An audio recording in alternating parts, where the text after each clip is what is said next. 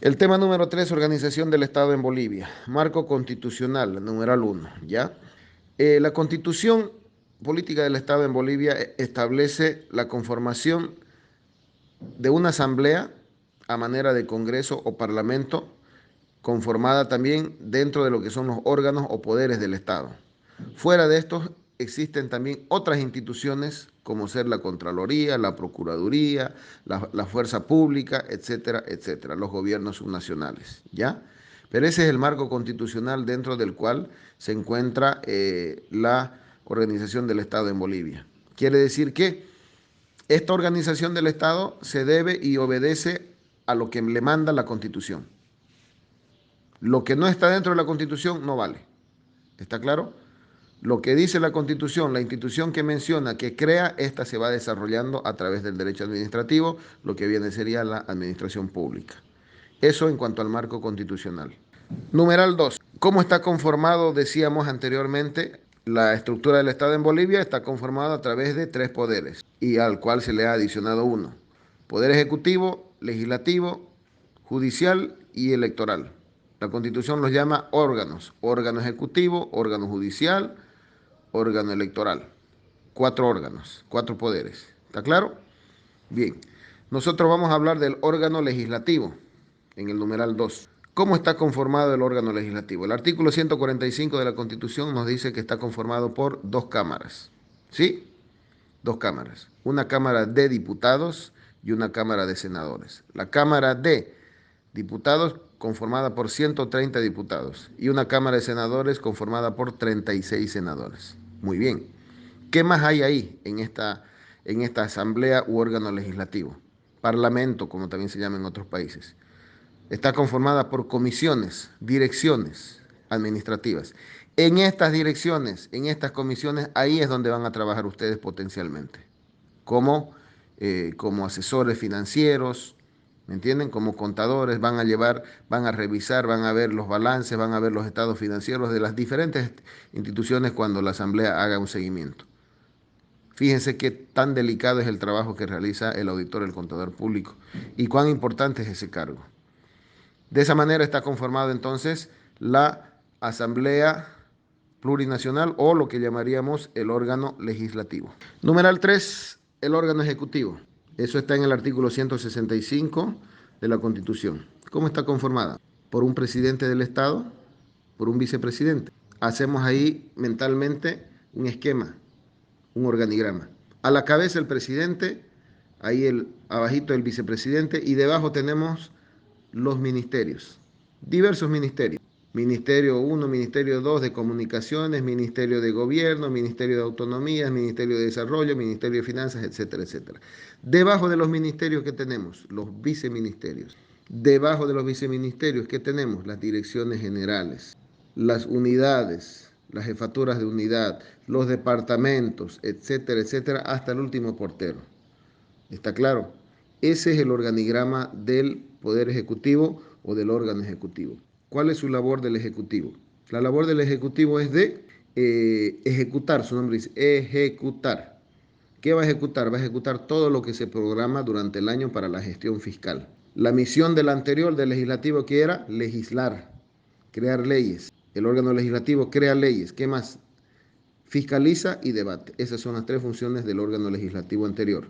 Y del actual, que estamos diciendo, órgano legislativo, sería ejecutar, poner en práctica. Teóricamente, el Ejecutivo tiene que hacer y el legislativo, el órgano legislativo, tiene que revisar, fiscalizar si lo hizo bien o lo hizo mal. ¿Está claro? Esa es la función del Ejecutivo. Y esto se replica, jóvenes, esta figura de Ejecutivo y de Legislativo anterior se replica en los gobiernos subnacionales, quiere decir en la gobernación y en la municipalidad, a nivel departamental y a nivel municipal. Solamente cambian algunos nombres. Por ejemplo, el máximo ejecutivo del órgano ejecutivo a nivel nacional se llama presidente de Estado, ¿no? A nivel departamental se llama gobernador. A nivel municipal se llama alcalde. Muy bien. Y los órganos legislativos a nivel nacional, Asamblea Plurinacional. A nivel departamental se llama Asamblea Departamental. Antes se llamaba Consejo Departamental. Y a nivel municipal, ese órgano legislativo, ¿cómo se llama? Se llama Consejo Municipal. Vamos avanzando de a poco y entendiendo y haciendo la correspondiente asimilación tanto del gobierno nacional con los gobiernos subnacionales. Numeral 4, órgano judicial. Está eso en el artículo 178 de la Constitución. Muy bien. El órgano judicial es el órgano que imparte justicia en el país, en un Estado de Derecho como es Bolivia. ¿Cuántos tipos de justicia conocemos desde el punto de vista de la gran división? Hay una gran división, una justicia ordinaria y una justicia constitucional. La justicia ordinaria estaría conformada por la justicia ordinaria propiamente dicha, la justicia agraria campesina. A la cabeza de estas está el máximo órgano que se llama el Tribunal Supremo de Justicia. Debajo están los tribunales departamentales, están los jueces, los tribunales de justicia, etcétera, etcétera. Tanto en justicia ordinaria como también en tema agrario campesino. Paralela a esta justicia está la justicia constitucional, que está a cargo de lo que se llama el Tribunal Constitucional. ¿Cuál es la labor del Tribunal Constitucional? No es la misma que que de la otra justicia ordinaria. Solamente el Tribunal Constitucional se dedica a ¿qué? A revisar que toda norma, toda ley, ¿sí?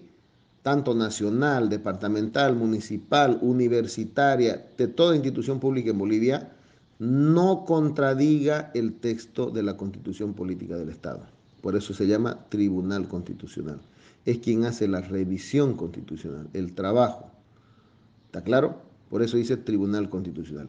Distinta a la otra justicia, ¿no? Que puede ser agrario campesina, justicia ordinaria, donde ahí hay problemas entre las personas particulares. ¿Qué pueden haber?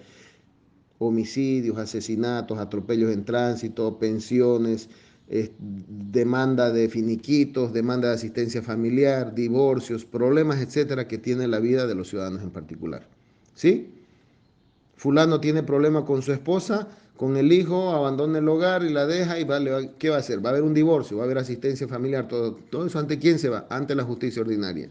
¿Ante quién? Ante el juez de familia, ante el juez del menor, qué sé yo. Va a demandar la tutela del niño. Hay un maltrato, ¿con quién se va a quedar? Con el que mejor le pueda dar protección a ese niño. ¿Qué es eso? Justicia ordinaria. Fíjense, todos los problemas comunes que hay. Un atropello, un choque de tránsito, problemas, justicia ordinaria. ¿Ante qué juez? Ante el juez. En lo penal, que corresponde, si es demanda del caso de un bien inmueble, será en materia civil, etc. Tantas áreas. Si es en materia comercial, igual justicia ordinaria. ¿Está claro? En eso consiste el órgano judicial. Ese viene a ser el órgano judicial en Bolivia. Numeral 5. Órgano electoral. El órgano electoral viene a ser el cuarto poder del Estado. Artículo 205 de la Constitución, ahí pueden encontrarlo. ¿Qué es el órgano electoral? El órgano electoral es aquel que se encarga, es ese llamado poder que se encarga de todo lo que vienen a ser los procesos electorales en el país. A nivel nacional, departamental, municipal. ¿Está claro? ¿Cómo está conformado este órgano? Tiene una estructura. A la cabeza el Tribunal Supremo Electoral o Nacional Electoral, que a nivel nacional es el que dirige las políticas, el funcionamiento de este órgano. Debajo tenemos los tribunales departamentales electorales. Debajo de los tribunales electorales, ¿qué tenemos? Tenemos los juzgados electorales, En elecciones hay jueces, ¿no? Que van andando, todo si hay problema, todo. Tenemos, ¿qué más? Tenemos los jurados de mesa y los notarios electorales. Todos ellos están conformando lo que viene a ser el órgano electoral. Fíjense, ¿será que aquí puede trabajar un contador público? Sí, no en la elección, no, pero sí en el tribunal electoral, porque ahí se maneja dineros. No se olviden que el tribunal electoral maneja un montón de dinero, tiene recursos, y ese dinero hay que filtrarlo, hay que contabilizarlo, tanto a nivel departamental como a nivel nacional. Por eso es importante saber de qué estamos hablando. Un Tribunal Nacional Electoral, repito, Tribunal Supremo Electoral, y en cada departamento un tribunal departamental, cada departamento. Y debajo, cuando hay elecciones, se constituyen automáticamente los juzgados electorales, los jurados de mesa y los notarios electorales. Sencillito, ¿no? Eso es lo que tienen que contestar cuando les pregunten el examen. Más fácil que tomarse un vaso de agua. Numeral 6. Funciones de control, defensa de la sociedad y del Estado. Muy bien. Habíamos dicho, fíjese, en el marco constitucional que hablábamos que la Constitución establece la existencia de poderes, los 4 que acabamos de mencionar y desglosar uno por uno. Pero también otros. ¿Qué son otros? Otras instituciones. Como ser las instituciones que tienen que ver con lo que estamos viendo. Defensa de la sociedad. ¿Quién defiende a la sociedad? Jurídicamente, el Ministerio Público, la Fiscalía. ¿Sí? que tiene también una estructura, que maneja también harta plata, tiene un presupuesto. Hay una fiscalía a nivel general que está en Sucre a nivel nacional eso. Y en cada departamento existe una fiscalía departamental. Dentro de eso, dentro de esa estructura, fiscales de toda índole, de todas las materias, familiares, penales, civiles, del menor, etcétera, etcétera. Ahí también se manejan hartos dineros. Ahí también hay trabajo del contador público, del futuro auditor. Se maneja mucho, mucho presupuesto. Pero bien, ahí tenemos también defensa del Estado. Se ha creado con la Constitución una nueva institución, la Procuraduría. La Procuraduría General del Estado. Es una institución grande que funciona a nivel nacional y también a nivel departamental. Igual, ahí también se maneja millones y millones como presupuesto. Ahí también pueden entrar mañana ustedes a trabajar. ¿Quién les dice? Porque no necesitan un auditor, sino 20, 30, 50. Para eso tienen que conocer justamente lo que estamos aprendiendo ahora, la estructura, cómo está organizado nuestro Estado, dónde estamos. ¿Me entienden? Bien. Eso en cuanto a las funciones de control, defensa de la sociedad. Numeral 6.1, el siguiente. La Contraloría General del Estado. Aquí encontramos una institución que es la madre de lo que viene a ser nuestro trabajo en potencia. De manera general, vamos a hablar de la Contraloría. ¿Cuál es la función de la Contraloría? Como su nombre dice, controlar la gestión pública. ¿Cómo lo hace? La Contraloría, jóvenes, ejecuta esta su función tan delicada a través o sustentada en 4 principios. Eficacia, eficiencia, economía y transparencia.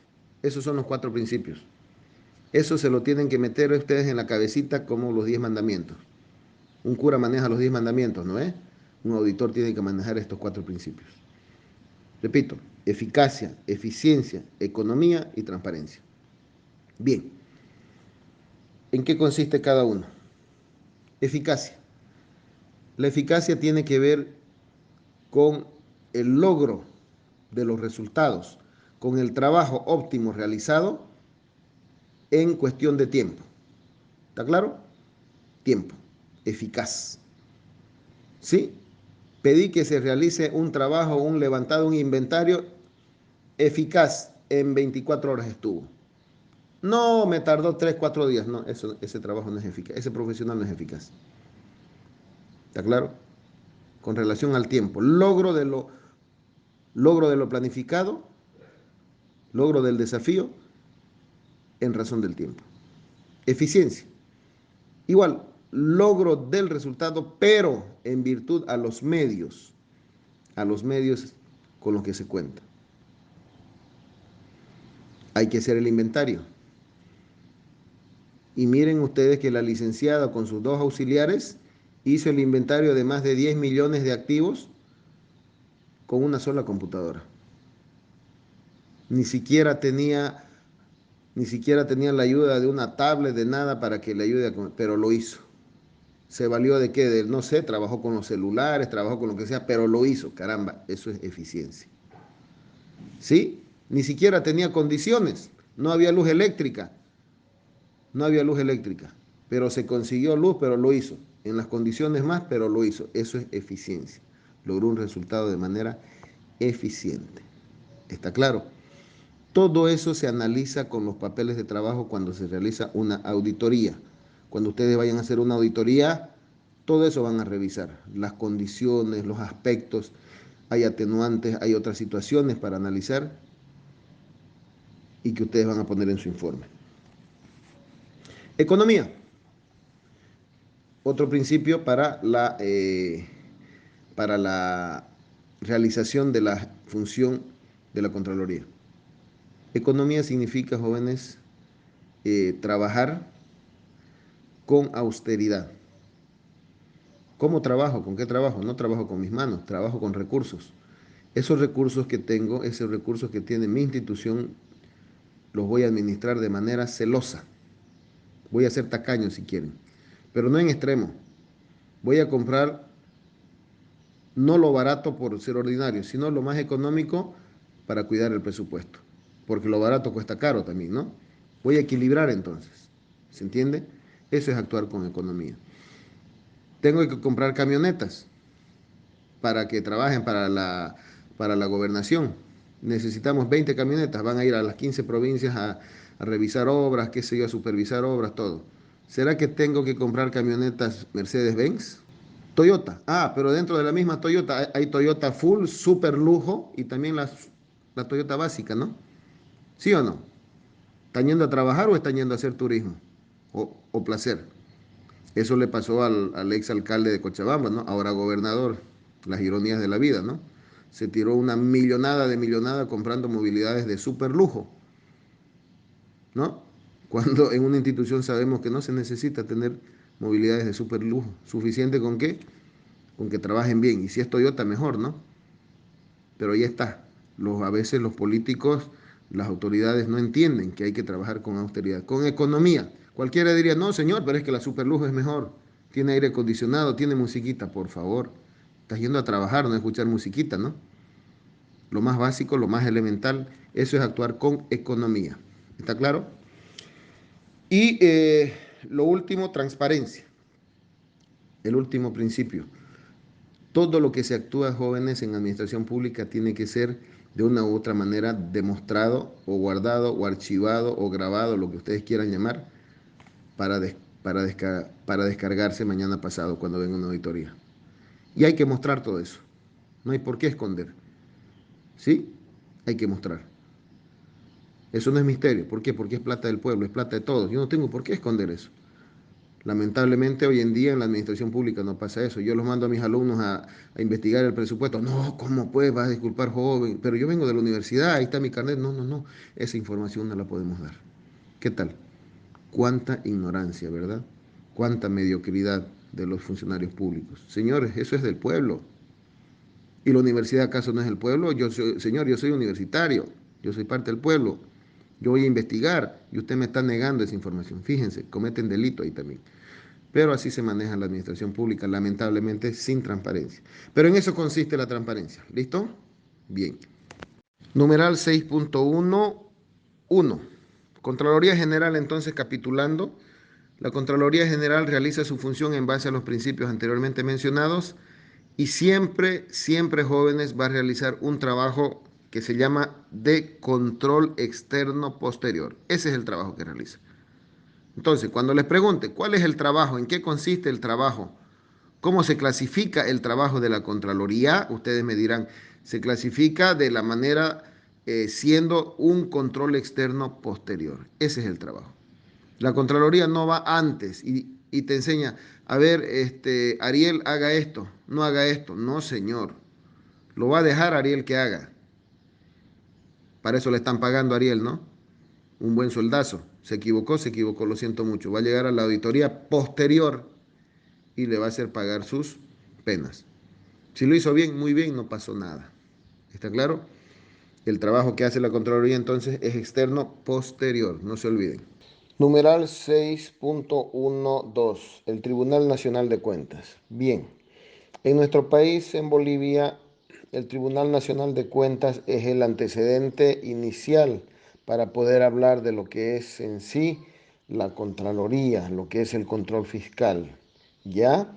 Fíjense que Bolivia nace como Estado, como República en 1825 y ya en 1883 como necesidad de Estado se conforma este órgano importante que más tarde ya aparece mejorado ya con el nombre de Contraloría, Control Fiscal, todo eso. Pero bien, nace con este nombre, Tribunal Nacional de Cuentas. ¿Qué es lo que hacía el Tribunal Nacional de Cuentas? El Tribunal Nacional de Cuentas no hacía un trabajo de repente como se hace ahora, especializado, un trabajo mucho más sistemático, metodológico. Lo único que hacía era un levantamiento de lo que es la información contable a nivel país, a nivel institucional, de la economía nacional, del Estado, ¿ya?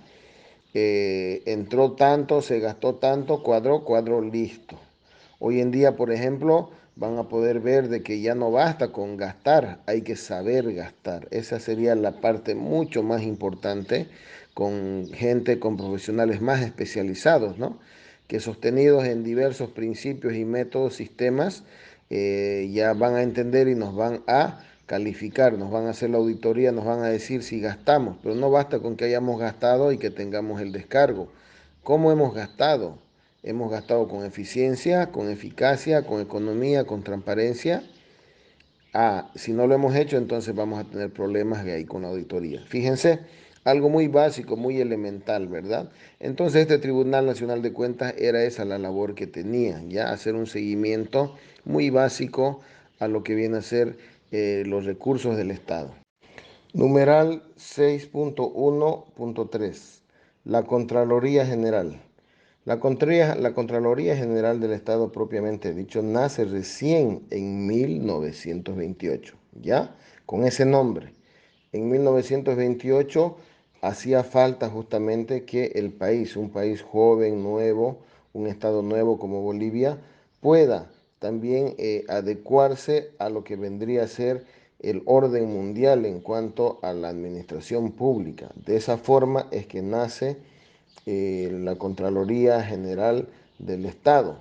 Esto como resultado, ya, como resultado de un estudio, un diagnóstico que vienen a hacer profesionales de afuera, una comisión de afuera, de los Estados Unidos, vienen a hacer a diversos países, ya no solo Bolivia, Colombia, Perú y así, vienen y realizan ese diagnóstico y dicen, señores, acá tienen que implementar ustedes una nueva modalidad, una institución propia, independiente, con un presupuesto sustentado en el carácter humano, también en la formación profesional, y de esa manera ya la Contraloría empieza a hacer un trabajo mucho más mejorado en cuanto a una simple revisión financiera, ¿ya? No se olviden entonces, de esa manera nace la Contraloría General del Estado. Numeral 6.1.4. El término control fiscal. El control fiscal viene a ser un término que se acuña a partir, fíjense, ya de la década cerca del 70, 1967, como un sistema ya mucho más avanzado en cuanto a la gestión pública. En este sistema necesariamente ya se tiene que coordinar aspectos de lo que viene a ser la planeación pública a nivel estatal. El control de los recursos del Estado va ligado a la planificación, a la inversión pública. Y de esta manera el control fiscal ya se toma como una especialidad. Muchos profesionales en contaduría pública ya se deciden a lo que viene a ser el control fiscal, ya no solamente a lo que es simplemente hacer una contaduría privada. Entró esto, es el resultado, cuadró, no cuadró, y nada más, hacer un inventario por acá, cuadra, no cuadra, una depreciación y más allá. No, señores. Aquí se necesita hacer un control fiscal que tiene una distinta mecánica, una distinta química, un distinto software hoy en día de lo que es la contabilidad privada a la contabilidad pública, ¿ya? Por eso es el término que se utiliza, control fiscal, vale decir un control al fisco. Fisco viene a decir a la hacienda pública, significa eso, ¿ya? Fiscal público, así también como hay economías fiscales, ¿no ve? Hay colegios fiscales, por ejemplo, para que lo entiendan, y hay colegios particulares, ¿verdad? Es distinto el tratamiento, ¿verdad? En cuanto a la economía, a los ingresos, a las cuotas que se pagan para estar en un colegio particular que en un colegio fiscal, ¿verdad? O de convenio. En este caso lo mismo. Control fiscal implica el control, ¿ya? El control a lo estatal, a las finanzas del Estado. Eso es el control fiscal que nace en 1967. Numeral 6.1.5. Ley 1178, Ley SAFCO 1990. Fíjense cómo va desarrollándose el derecho, en este caso administrativo. Ya habíamos dicho que el derecho va ligado a la administración pública. Y miren cómo sigue saliendo la norma, cómo siguen saliendo leyes, ¿no? Desde que se crea el primer antecedente de 1883, miren, un salto a 1990 y nos encontramos con la ley SAFCO. ¿Ya? Miren el progreso, el desarrollo. Y aún así ya estamos atrasados también ya. Pero bien, la ley SAFCO, jóvenes, significa, ¿qué quiere decir? Ley del Sistema y Administración Fiscal y Control Gubernamental, SAFCO. Ley, repito, del Sistema de Administración Fiscal y Control Gubernamental. Eso significa. Se promulga esta ley el año 1990, ¿ya? Para esa época, brevemente les digo, de que Bolivia acababa de salir o acaba de salir de una situación económica terrible, una superinflación que caramba destrozó prácticamente la economía del país, ¿ya? En 1985 es que se da el salvataje a la economía en Bolivia con el decreto 21060, ¿verdad? Estableciendo la economía de mercado. Pero a 1990 recién está empezando a pararse el Estado nuevamente, la economía y todo ello, y por tanto era necesario regular. Señores, no podemos ya estar rifándola la plata, por tanto hay que crear una ley que esté acorde a lo último, a lo último, a lo último. Antes se tenía en cuenta, se tomaba en cuenta que el control fiscal tenía que relacionarse con otras actividades del Estado. Ahora ya no se toma en cuenta, sino se obliga, ¿ya? Por ello es que nace la ley 1178, la ley SAFCO. En ese entonces considerada una ley, si se cabe la palabra decir, maldita decían. ¿Por qué? Porque los políticos de siempre, los que están en función de gobierno, no, pues no les gustaba que aparezca alguien como un policía, como un gendarme que está encima de vos. Lo que estás gastando hasta el último centavo, si has gastado o no, vas a ir a la cárcel. Ahí nacen una serie de responsabilidades. Nace la responsabilidad civil, la responsabilidad penal, la responsabilidad administrativa, la responsabilidad ejecutiva con la ley SAFCO, ¿ya? Y ahí dice, inicialmente te decía, ¿no? ¿Cuántas veces tenías que esperar a que te llegue la auditoría? ¿Cuántos años? ¿Cuánto prescribe? Todo eso establece la ley SAFCO, ¿no? Pero bien, lo vamos a decir en este tema de manera generalizada. Esa es la ley SAFCO. Si cabe la palabra dentro de lo que es el trabajo del auditor, la ley SAFCO viene a ser como es la Biblia para los curas, ¿ya? El auditor que no maneje la ley SAFCO, olvídese, dedícase a otra cosa, váyase a hacer trámites o acostúmbrase a hacer trámites nomás de ir a pagar impuestos para alguien, para una empresa, lo que sea, y nada más. Para hacer auditorías jóvenes tienen que manejar la ley SAFCO. Hasta ahorita es la ley que está en vigente y la que nos establece cómo se deben hacer las auditorías, ¿no ven? Entonces, en otras palabras, como se diría, la cirugía mayor. En el plano de los médicos, hay médicos que pintan carachas, curan carachas, ¿no ves? Heriditas. Y hay otros que son cirujanos que hacen cirugías grandes. Si quieren verlo desde el punto de vista de la responsabilidad, de la calidad y del tema económico, no es lo mismo curar una heridita que hacer una cirugía grande. La diferencia en los costos, las ganancias, lo que va a ganar el auditor es abismal. Hay un gran abismo.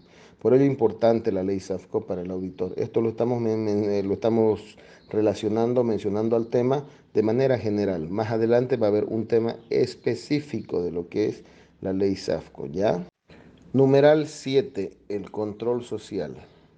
Seguimos fundamentando y sustentando algunos principios, algunas creaciones de lo que es la organización del Estado en Bolivia. Hemos visto el control fiscal, hemos visto la organización política, los órganos, los poderes, y también estamos viendo otra institución importante, ¿ya? El control social, ¿ya? El control social nace en Bolivia, ¿no? Como resultado justamente de ese cambio que se está dando a lo que se llamaría la modernización del Estado en Bolivia, ¿no? Y de esa forma es que el control social ya se había visto como una necesidad, ¿ya? Pero vamos a estudiarlo lo que es el control social de manera general y de manera específica en Bolivia para que tengan un básico dominio del tema de qué es el control social, ¿ya? El control social hay que verlo como un instrumento de administración, de controlar la administración pública, de controlar la gestión pública, de controlar cómo se gastan los recursos en un país, en una determinada administración pública. Numeral 7.1. Antecedentes del control social. Vamos a citar dos antecedentes del control social, a nivel general y a nivel local. A nivel general vamos a mencionar el antecedente del control social como doctrina, que nace con su tratadista, el sociólogo Edward Ross. Edward Ross era un tratadista, un sociólogo que en Norteamérica, en la década de los 40, 50, más o menos ya crea esta doctrina del control social. ¿Por qué se crea el control social, Edward Ross? Estados Unidos, una nación fuerte, empieza luego de la Segunda Guerra Mundial y todo eso, en todos esos marcos, en ese contexto histórico, viene siendo blanco de migraciones inmensas de todas partes del mundo. Migraban a Estados Unidos a cumplir lo que ellos llamarían el sueño americano, ¿verdad? Entonces, esta migración da lugar a que internamente también se produzca una serie de situaciones adversas a los trabajadores, a la clase trabajadora. Fíjense que es complicado, ¿no? El trato a un nacional, peor a un extranjero.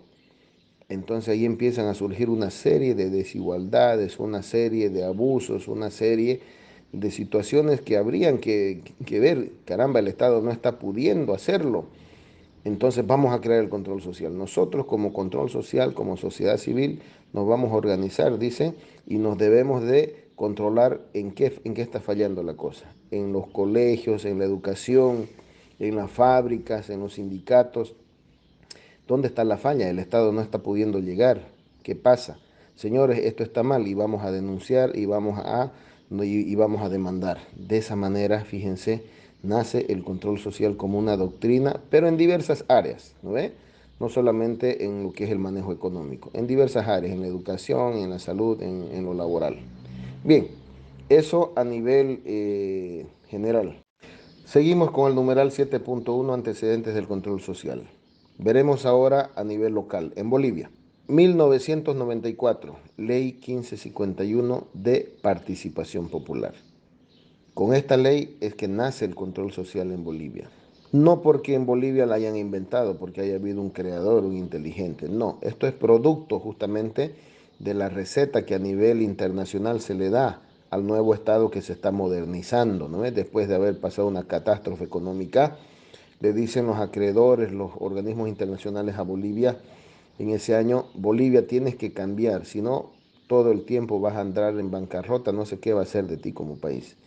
No tienes plata ni para pagar sueldos, ni para pagar aguinaldos, tu economía está destrozada. ¿Por qué? Porque no sabes administrar. Y le dicen entonces, de ahora en adelante vas a crear una ley, y se crea esta ley. ¿Esta ley qué permite? Permite que el poder, que la administración ya no sea extremadamente centralista, ¿ya? Se le da autonomía a los gobiernos locales. ¿Quiénes son estos los gobiernos locales? Las alcaldías. Así chiquititas, medianas, grandes, intermedias, son alcaldías. Les vamos a dar plata, se le va a dar plata. ¿Ya? Ahí nace la ley 1551 y establece para esto lo que se llamaría más adelante la coparticipación tributaria. Nace el control social propiamente dicho, a través de un órgano que era el encargado de hacer este control, que se llamaba Comité de Vigilancia. Otras cosas también que nacen del control social: la participación femenina, nace también la transferencia de infraestructura en educación y en salud, se transfiere del Estado Nacional a los gobiernos locales, a las alcaldías. Bien, fíjense entonces, 1994, 1551 es la ley con la cual nace el control social en Bolivia. Numeral 7.2, marco normativo del control social. El marco normativo del control social quiere decir cuáles son las normas, cuáles son las leyes que nos hablan del control social. Bien, básicamente, uno, la ley 1551 de participación popular, promulgada el año 1994, durante el gobierno de Sánchez de Lozada. Dos, la ley de participación popular, la ley de participación y control social. Repito, ley de participación y control social, promulgada el año 2013 durante el gobierno de Evo Morales. ¿Ya? Estas dos leyes son o constituyen el marco normativo del control social en Bolivia. En estas normativas encontramos todo lo que tiene que ver con el control social en cuanto a la revisión de los papeles, de los antecedentes, sanciones, penas, prescripciones, principios y todo en la aplicación de lo que es la gestión pública.